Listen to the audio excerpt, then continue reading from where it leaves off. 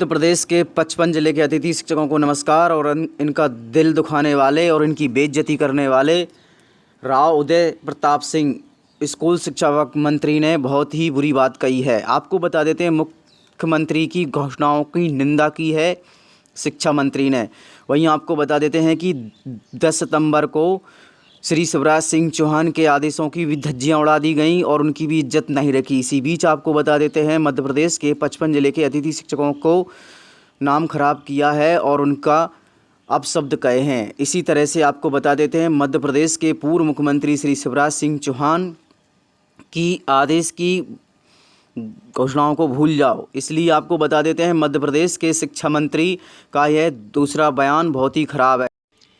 अतिथि शिक्षक संघ के शैलेंद्र सक्सेना, संतोष कहार एवं केसी पवार ने स्पष्ट रूप से कहा है और अर्जुन सिंह सिकरवार ने कहा कि अपने शब्द वापस लो। और इसी के साथ मुख्यमंत्री श्री शिवराज सिंह चौहान ने भी कहा कि तुमने हम लोगों की भी बेइज्जती की है। आइए सुनते हैं शिक्षा मंत्री ने क्या बयान दिया था।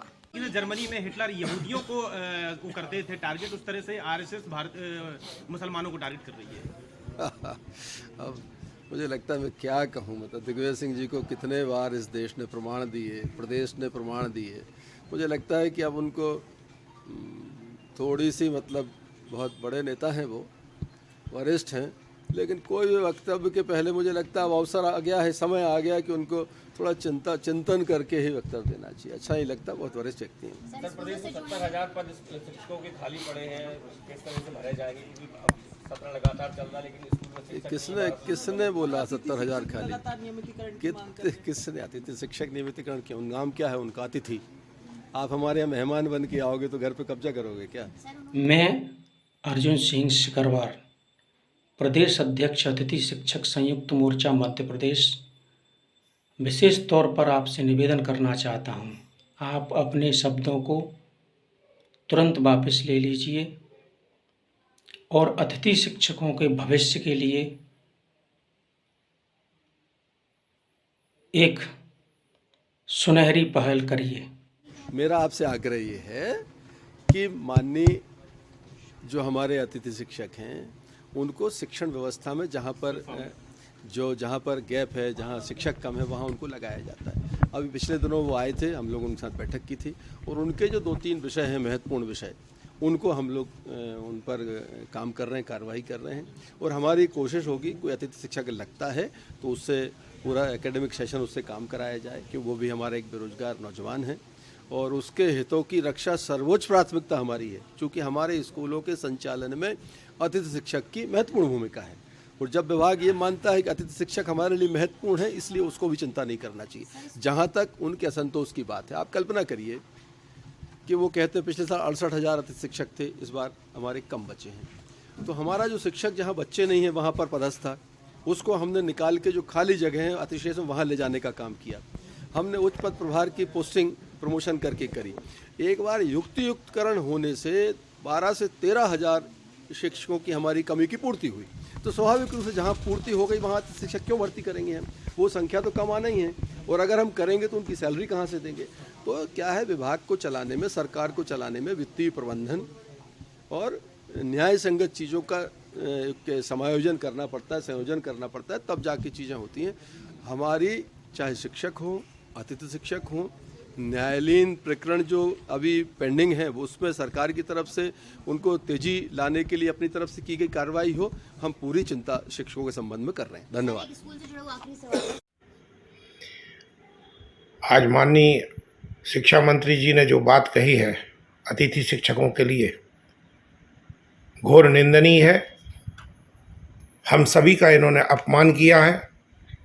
आपने 10 तारीख को भी माननीय बड़े भाई आदरणीय शिवराज सिंह चौहान जी का भी अपमान किया था और बैठक में कहा था उस मीटिंग में कि आप लोग महापंचायत को भूल जाइए।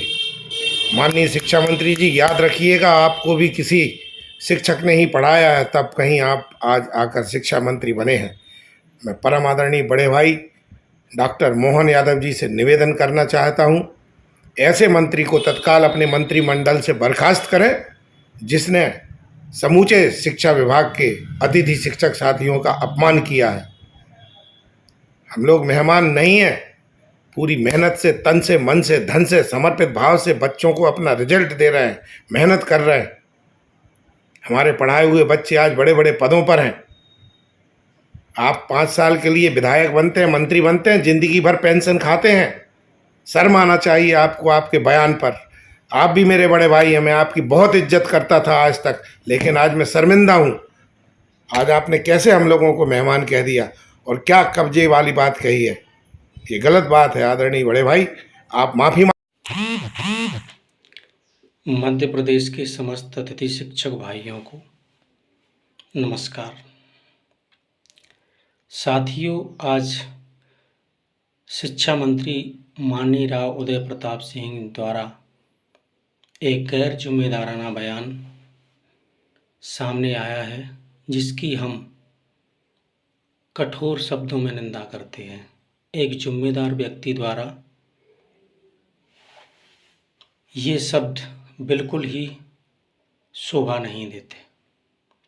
माननीय शिक्षा मंत्री जी, मैं आपको बताना चाहता हूँ, अतिथि शिक्षक 15 साल पहले मध्य प्रदेश सरकार द्वारा लगाया हुआ पौधा है। आपको ज्ञान होना चाहिए, मेहमान एक दिन या एक सप्ताह का होता है, न कि साल 10 साल किसी के घर में बना रहे, फिर वो मेहमान नहीं उस घर का मालिक हो जाता है। ये कानूनन, ये मैं नहीं, ये भारतीय दंड संहिता, भारतीय कानून की धारा ये बात मानती है। माननीय मंत्री महोदय जी, आपने हमारे साथ ही जब आंदोलन कर रहे थे हम लोग, तब आपका एक और गैर जिम्मेदाराना बयान आया था कि आप पुरानी घोषणाओं को भूल जाइए। ठीक है, चलो हम भूल जाते हैं, लेकिन हाँ, शर्त है, आप मीडिया के सामने आइए और आप ये बात स्वीकार करिए कि भारतीय जनता पार्टी चुनाव से पहले लोक लुभावन वादे केवल चुनाव के लिए करती है। भारतीय जनता पार्टी लोगों को धोखे में रखकर चुनाव जीतती है। भारतीय जनता पार्टी का हर एक नेता केवल झूठे बयानबाजी करता है। अगर ऐसा नहीं है तो आपके पूर्व मुख्यमंत्री माननीय श्री शिवराज सिंह चौहान जी द्वारा अतिथि शिक्षकों को विशेष वाहनों द्वारा भोपाल बुलवाया गया और उनके हितों की रक्षा करने के लिए तमाम तरह की लुभावनी घोषणाएं की गईं, जिसके लिए समूचे मध्य प्रदेश के अतिथि शिक्षकों ने भारतीय जनता पार्टी के पक्ष में मतदान किया और सरकार बनाने में अपनी महती भूमिका निभाई। माननीय मंत्री महोदय जी, शायद आप भूल रहे हैं, आप केवल 5 वर्ष के हैं और हमने 15 वर्ष सेवा दे दी है। 16 वर्ष इस साल चल रही है। मेहमान हम हैं या आप हैं, ये आप खुद इस बात का आकलन कर लीजिए। माननीय मंत्री महोदय जी, आप इतनी संकीर्ण बुद्धि के भी हो सकते हो, इस बात का अनुमान हमें नहीं था। एक शिक्षा जैसे पवित्र डिपार्टमेंट का आपको मध्य प्रदेश सरकार ने मंत्री बनाया है और आप इतने गैर जिम्मेदाराना बयान देकर भारतीय जनता पार्टी मध्य प्रदेश सरकार की छवि धूमिल कर रहे हैं। अतिथि शिक्षक नहीं है, मध्य प्रदेश की युवा पीढ़ी मध्य प्रदेश के बच्चों का गुरु है, जिसने मध्य प्रदेश की शिक्षा व्यवस्था को पिछले करीब 15 वर्षों से 16 वर्षों से शिक्षा व्यवस्था को संभाल कर रखा है। न्यूनतम मानदेय 2000 से शुरू होकर आज तक एक कठिन तपस्या करते हुए मध्य प्रदेश सरकार की शिक्षा व्यवस्था को मजबूत किया है। मजबूत ही नहीं किया बल्कि अपने भविष्य को दांव पर लगा दिया है मध्य प्रदेश सरकार के लिए। उस गुरु का अपमान, उस अतिथि शिक्षक का अपमान, केवल अतिथि शिक्षक का अपमान नहीं, अतिथि शिक्षक द्वारा पढ़ाए गए लाखों करोड़ों बच्चों का अपमान है, जो शायद आगे चलकर वोटर होंगे और आपकी सरकार को नहीं बख्शेंगे। मैं अर्जुन सिंह सिकरवार, प्रदेश अध्यक्ष अतिथि शिक्षक संयुक्त मोर्चा मध्य प्रदेश, विशेष तौर पर आपसे निवेदन करना चाहता हूं, आप अपने शब्दों को तुरंत वापस ले लीजिए और अतिथि शिक्षकों के भविष्य के लिए एक सुनहरी पहल करिए। आपके भविष्य के लिए भी आशा की किरण होगी और अतिथि शिक्षक आपको हंसते हंसते माफ़ कर देगा। इन्हीं शब्दों के साथ मैं अर्जुन सिंह सिकरवार, प्रदेश अध्यक्ष अतिथि शिक्षक संयुक्त मोर्चा, समस्त अतिथि शिक्षकों को धैर्य बनाए रखने के लिए निवेदन करता हूं। इस बयान पर अपनी प्रतिक्रिया दें, लेकिन संवेदनशील शब्दों में। माननीय मंत्री जी भी एक मानव हैं और मानवीय भूल में सभी आता है, गलती किसी से भी हो सकती है। इन्हीं शब्दों के साथ जय हिंद, जय भारत, जय श्री राम। अतिथि शिक्षक बने और आज अतिथि शिक्षक के रूप में लगभग हम लोगों ने 15 से 16 वर्ष अपने जीवन के दिए और मध्य प्रदेश की जो बिगड़ी हुई शिक्षा व्यवस्था थी, जो जर्जर शिक्षा व्यवस्था थी, उसको सुधार कर हमने उच्च स्तर तक पहुंचाने का काम किया है। अल्प मानने में हमने काम किया है और आज हमें प्रदेश के शिक्षा मंत्री महोदय से यह सुनने को मिल रहा है कि हम अतिथि हैं, अतिथि की तरह रहे, घर में घुसने की कोशिश ना करें। तो ये जी बिल्कुल, और ये आपने जो देखा, ये प्रतिक्रिया केवल 7-8 से लेकर आज तक अल्प मानदेय में काम करते आ रहे हैं। हमने कभी भी शासकीय संस्थाओं को अलग नहीं माना, हमने परिवार की तरह अपना हिस्सा माना है। अतिथि शिक्षक रेगुलर नियमित शिक्षक से पहले जाते हैं और बाद में आते हैं, पूर्ण निष्ठा, लगन व ईमानदारी के साथ काम करते हैं और हम लोगों का यही आस और उम्मीद सरकार से टिकी रही कि एक ना एक दिन हमारा पदस्थायित्व होगा, हमें स्थायी नौकरी मिलेगी। हम जिस पर लगे हुए हैं, जिसके बलबूते पर हमारे परिवारों का भरण पोषण हो रहा है, हमारे परिवारों का गुजारा हो रहा है, एक ना एक दिन हमारा ये पद सुरक्षित हो जाएगा, हमारे बीवी बच्चे का भविष्य सुरक्षित हो जाएगा, हमारा भविष्य सुरक्षित हो जाएगा। लेकिन आज जीवन के 15-16 वर्ष देने के बावजूद भी आज तक हमारा भविष्य अंधकार में बना हुआ है। और आज तो हद हो गई भाई साहब, जब प्रदेश के एक शिक्षा मंत्री ने हम लोगों को अतिथि कहकर और मेहमान की तरह रहो, घर में घुसने की कोशिश ना करो, ये बयान जब दिया, उस समय तो हमारे बातों को सुनकर दिल के तार तार हो गए भाई साहब, बड़ा ही दुख हुआ। और बिल्कुल मैं उस दिन की बात बताता हूं, जिस दिन हमारा 10 सितंबर को आंदोलन भोपाल की सरजमी पर चल रहा था, तिरंगा रैली लेकर हम मुख्यमंत्री निवास की ओर जा रहे थे और उस समय प्रतिनिधि मंडल मुख्यमंत्री निवास 5 लोगों का ले जाया जा रहा था। में इन लोगों ने प्लानिंग की और मुख्यमंत्री निवास तो नहीं ले गए, वल्लभ भवन मंत्रालय में ले जाकर हमारी मुलाकात शिक्षा मंत्री महोदय जी से करा दी। जब हमारी मुलाकात हुई, हमने अपनी बात रखी, अपना मांग पत्र सौंपा, तो मांग पत्र पढ़ते ही इन्होंने कह दिया कि महापंचायत में जो घोषणाएं हुई हैं, उन घोषणाओं को भूल जाइए, कुछ नहीं हो सकता। महापंचायत के संदर्भ में मैं एक भी बात नहीं सुनना चाहता। ये वही मध्य प्रदेश की भारतीय जनता पार्टी के एक शिक्षा मंत्री जी कहते हैं अतिथि शिक्षकों के प्रतिनिधिमंडल से। भाई साहब, पूर्व में भी भारतीय जनता पार्टी की सरकार थी, शिवराज जी जो मुख्यमंत्री थे भारतीय जनता पार्टी से थे, और वर्तमान में भी सरकार भारतीय जनता पार्टी की है। तो क्या मुख्यमंत्री शिवराज सिंह चौहान जी ने अपने घर से अतिथि शिक्षकों की महापंचायत की थी?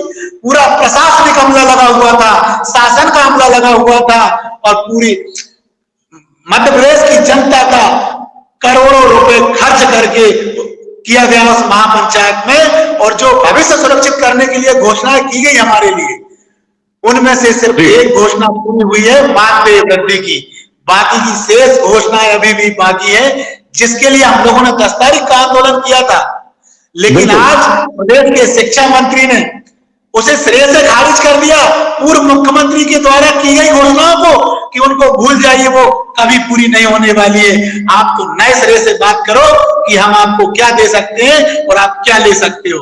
और आज जब उन्होंने हमारे लिए जो बयान दिया, तब तो हद हो गई भाई साहब। हमारे अतिथि शिक्षकों के पैरों के नीचे से जमीन खसक गई जैसे ही शिक्षा मंत्री जी का बयान सुना।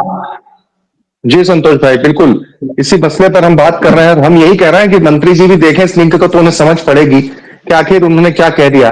पवार साहब प्रदेश अध्यक्ष हैं, बहुत बहुत स्वागत है पवार साहब। मैं आप यही सोच रहा था पवार साहब, आपको याद होगा पहले जब हमारा पहला लाइव हुआ था, पहला इंटरेक्शन हुआ था, करीबन 1.5 साल हो गया होगा उस बात को। मैं आश्चर्यचकित था, आपके जो पूरे प्रदेश भर से साथी जुड़े थे, महिला अतिथि शिक्षक जुड़ी थी, तो मैं आश्चर्यचकित था कि 15 साल से जो स्कूल में सेवा दे रहे हैं, जिन्होंने अपने जीवन का इतना अमूल्य समय, अपने कार्य करने का जो चरम समय होता है व्यक्ति का, किसी भी व्यक्ति का, वो जवानी का समय होता है, वो उन्होंने शिक्षा व्यवस्था में दिया। सरकार के द्वारा वही ही अपॉर्चुनिटी दी गई, तभी दिया ना, कोई मन से तो चले नहीं जाता कहीं पढ़ाने। तो हम यही सोच रहे थे। उसके बाद मुझे वो पल भी अच्छे से याद है, महापंचायत में शिवराज सिंह चौहान जब शुक्रिया अदा कर रहे थे, धन्यवाद अदा कर रहे थे।